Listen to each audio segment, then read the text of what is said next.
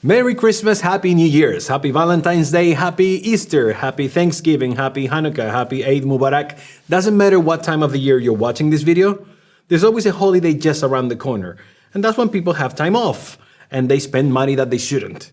And right now people are turning to online shopping, but there are other people that they really want to experience the physical store. So it doesn't really matter what kind of store you have. There's a lot of preparation that goes behind getting ready for a holiday season. You need to make sure you have the right bandwidth, you have everything set up, and you're ready for your hungry to spend customers. And as usual, put together a massive guide to help you be ready for any holiday, any high season, or any sudden rush. And in this video, we want to give you all of the tools that you need, not just to be ready, but to squeeze as much as you can in a good way off your customer. So welcome to our non-denominational, one-size-fits-all, super awesome, non-confrontational, all-year-round holiday special.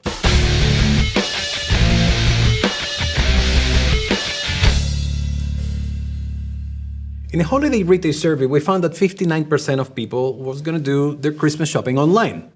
But that was 2019. There was no masks, no social distancing, no pandemic.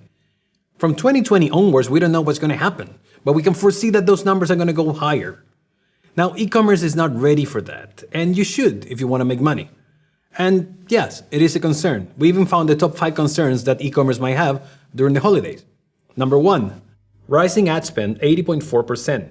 Customer service needs 74.5%, inventory 72.5%, shipping and fulfillment 64.7%, and returns 56.9%. And look, I understand the concerns, but people doing the last-minute Christmas shopping is not going to be as forgiving. Now, what if you could be ready to take on a lot of customers at any time? And that's the idea of this video. We want to make sure that you can do that.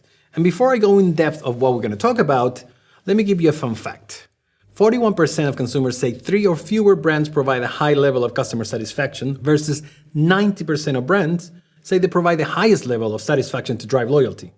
That means brands believe they're doing a great job, but consumers disagree, and we want to make sure that doesn't happen to your brand. So for that, we want to cover the following: how to grow e-commerce sales with superb customer experience, how to create an effective customer journey map and understand each stage: awareness, consideration, purchase, retention, and advocacy.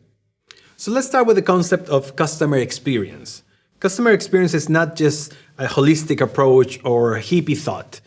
It's actually what's going to make the difference between customers staying with you, becoming loyal, or choosing the brand next door. And to understand customer experience, you need to do these 3 things. First, you need to visualize the customer journey so you can understand the needs and expectations. Then you need to identify where in this journey you want to deliver excellent customer service. And then you need to guide the customer through the customer life cycle with content and strategy. And there's a big difference between customer journey and customer life cycle. Customer journey is the path from the customer's perspective. Includes all the steps they take as they grow their relationship with your brand. On the other hand, customer life cycle is the consumer's path from the business perspective. It allows you and your team to visualize the funnel they go through, and you can adjust your marketing, sales, and support to the specifics of each stage. So now that you understand the difference between customer journey and customer lifecycle, you should be ready to move to the next step, which is to create a customer journey map. There are a lot of companies that they think they don't need a customer journey map because they're B2B or because of the niche they're trying to answer to, but it's a very important tool. And before you try to convince yourself if you need one or not, let me show you the following graphic. Here you can see the huge difference between companies that they have a customer journey map and a way to manage it versus companies that they don't. And look at the difference between things like employee engagement, customer service cost, or even the revenue from customer referrals. All this happened because companies that they do have a map, they understand the needs and expectations of their customers a lot better. Now, to start the customer journey map, you need to ask yourself a lot of questions, like where do your customers come from, how much time they spend on your page, how often they return to your shop. And if you want to know more about the process, you can go to our customer service video and find out. But once you have that, you can put that on the table and identify behaviors and patterns so you know where to deliver a unique experience. And to make it easier for you, we split the rest of the journey into 5 stages. The first one is awareness. The awareness stage is your first interaction with your customer. This is when they find out about your brand. And they do that by doing some research or asking their friends. This is the stage that you don't really want to push for a sale yet. This is when you want to show yourself, show your values, show them why they should choose you over other brands. And for that, we have a list of things you really want to focus on. The first one is help the customers notice the need instead of creating one. You already have enough research to know exactly what are the pain points of your customer. Focus on that. Don't try to create a non-existent problem just to prove a point or sell your product. Focus on the real-life issue and you should be fine.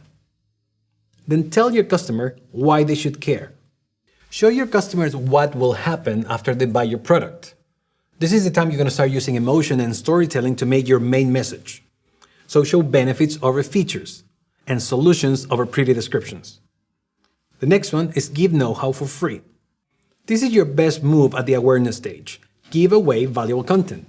And let me tell you a secret, that's exactly what I'm doing right now. There's no point in this video I'm going to try to sell you something.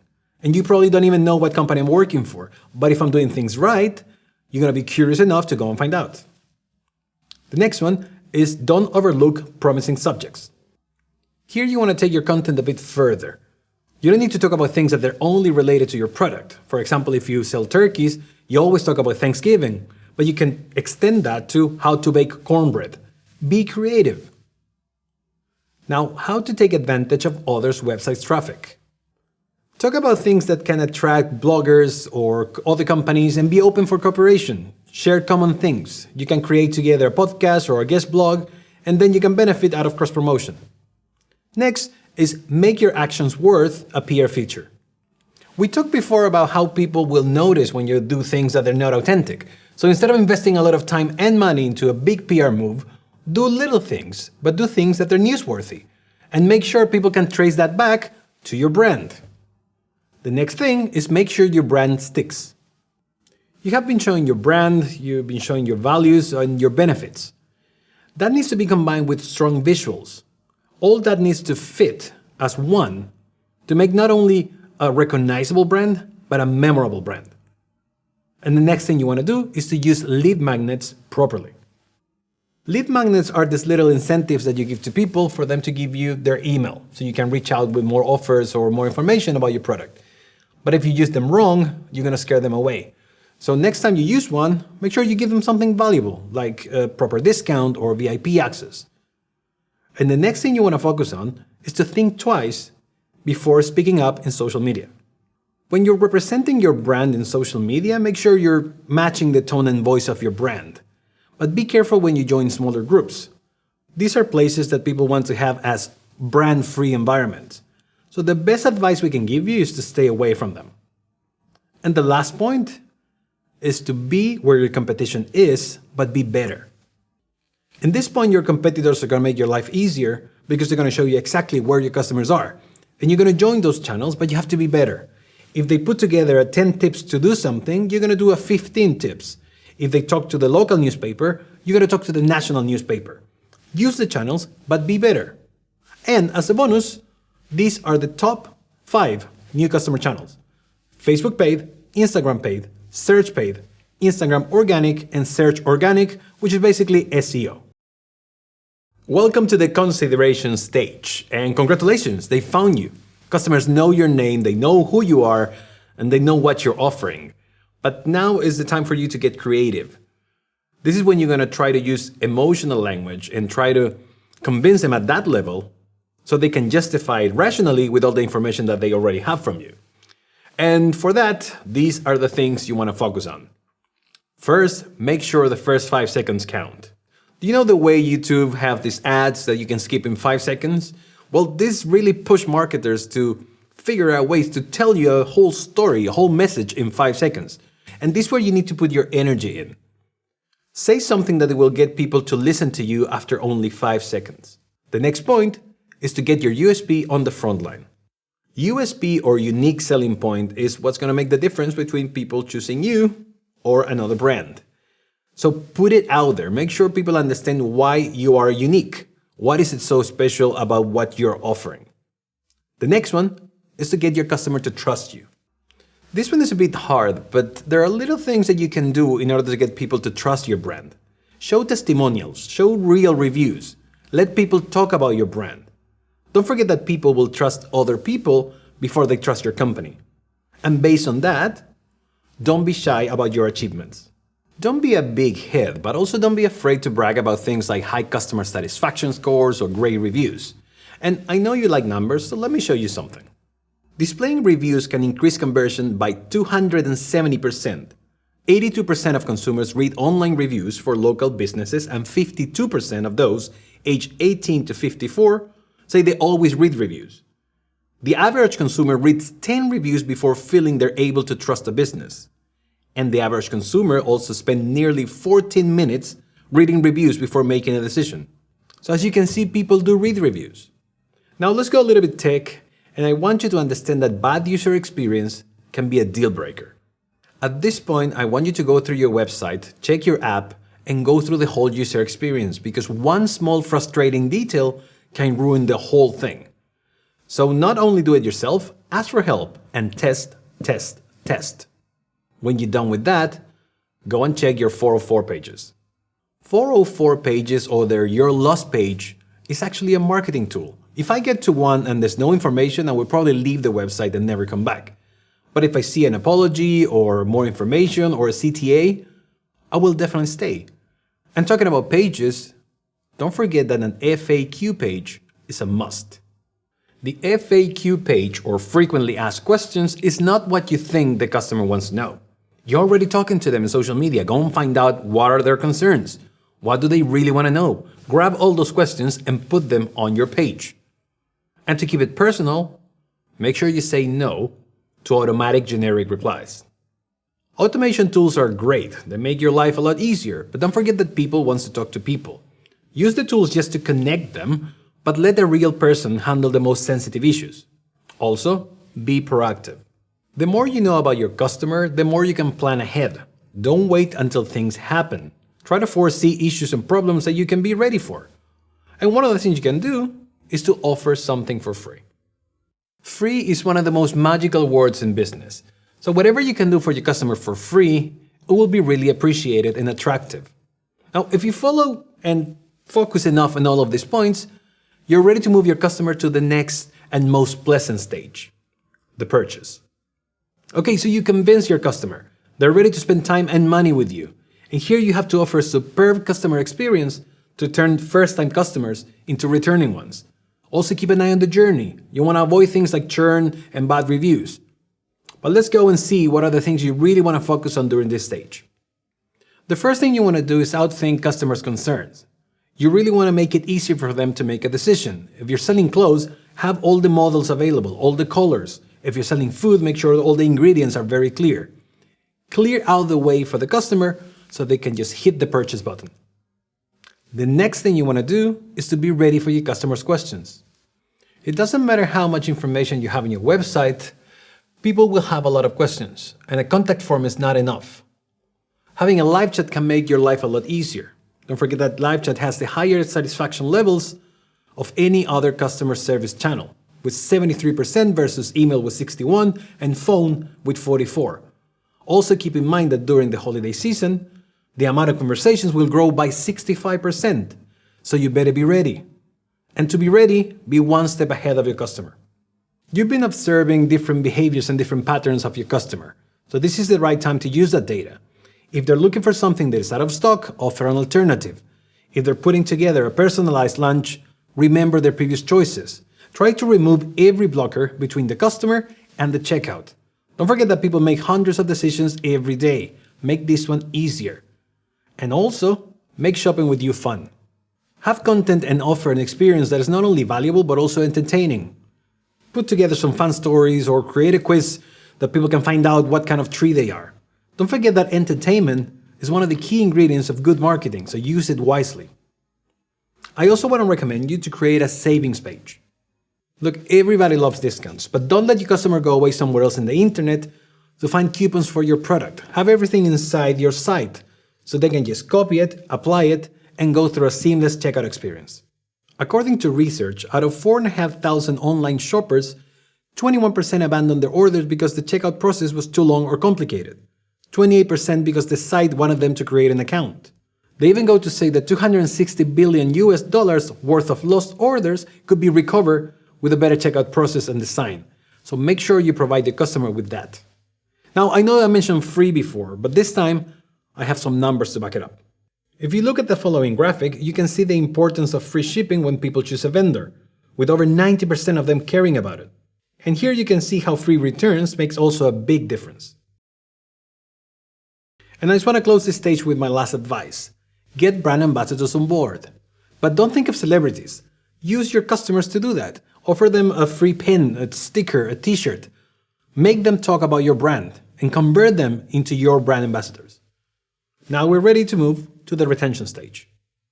Now before we go there, let's do a quick recap. We show you how to find the needs and expectations of your customer and how to put that together into a customer journey map. We split that map into different stages and we cover the awareness stage, which is when you scream loud to get the attention of your customer. We also look at the consideration stage, which is when you show them why they should choose you over other brands, and the purchasing stage, when you actually get their money. Now we're going to move into two different stages, which are the most important for growth. And before we go there, let me give you the top 5 existing customer channels that you should use during these next two stages. Segmented email offers with 80.4%, general email offers with 74.5%, Facebook retargeting for general site visitors 64.7%, Facebook retargeting for pages or products 62.7%, and Instagram retargeting with 51%. Now let's move into the things that you want to do during this stage, starting with making the delivery awesome. You know that delivery needs to be fast and cheap, and sometimes even free. That's a given, that's what people expect. But you need to go even further. Try to have something like an eco-friendly packaging for your products. Have a handwritten thank you note inside their pack. Or even if you have a digital service, send a personalized email thanking people for their business. There are many things you can do. And in a different point, you want to make the returns easy. The reason why I buy from H&M online is because if there's something I don't like or it just doesn't fit, I can return it very easily. All I have to do is just put a sticker on the box and they will send someone to pick it up from me. Make sure you have a clear return policy. 67% of shoppers will check your return policy before making a decision, so keep an eye on that. Also, know when to ask for feedback. Don't you hate when you get a survey or a review request even before you get your product delivered? Try to ask for feedback when your customer is in a good mood. Ask questions after they've been reading your articles for a while or after you give them a discount during the checkout process. That way you improve the chances to get a positive review. However, negative feedback is a great opportunity for you to improve on things that you've been doing wrong. But you have to act on the feedback you get. Getting feedback is not enough. You definitely need to act and respond to your customer needs. If someone complains about your pricing, explain them how your price works. If someone is mad because they had a late delivery, let them know there was something wrong with the post office. Don't forget that 97% of shoppers that read reviews will keep an eye on the way brands respond to the feedback. And if you want to get better reviews, make sure you deliver the wow factor. Find little details that they're not going to cost you much in order to surprise your customer. Send them a birthday card or a free product sample.